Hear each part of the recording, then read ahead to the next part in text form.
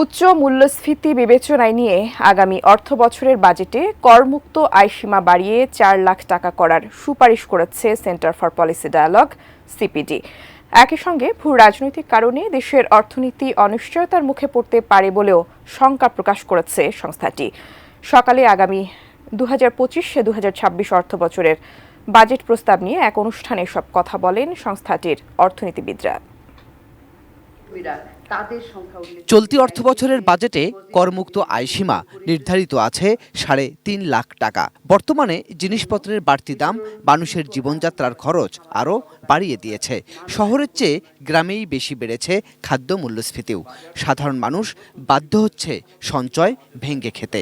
এমন পরিস্থিতিতে সিপিডি মনে করছে করমুক্ত আয়সীমা বাড়ানো উচিত। ৪ লাখ টাকা যেটা আমরা করেছিলাম, আমরা বলি এটা কাদের সুবিধা হবে? এটা তো হলো নিম্ন আয়ের মানুষ যাদের ক্রয় ক্ষমতা মূল্যস্ফীতির কারণে কমেছে, সেটা ৩.৫ লাখ টাকা আছে এখন বোধহয় না, সেটাকে সুতরাং করমুক্ত ৪ লাখ টাকা করলে নিম্ন আয়ের মানুষরাই কিন্তু এটাতে উপকার পাবে।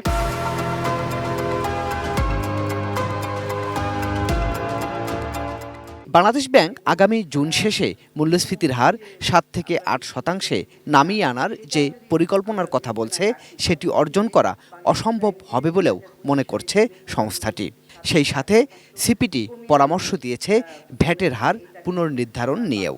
মুদ্রানীতির স্থিতিশীলতা পুনরুদ্ধার এখন নীতি নির্ধারকদের একটা প্রধান অন্যতম কাজ। এটি অর্জনের জন্য মূল্যস্ফীতি নিয়ন্ত্রণ, বিনিময় হার স্থিতিশীল করা এবং আর্থিক শৃঙ্খলা নিশ্চিত করা জরুরি।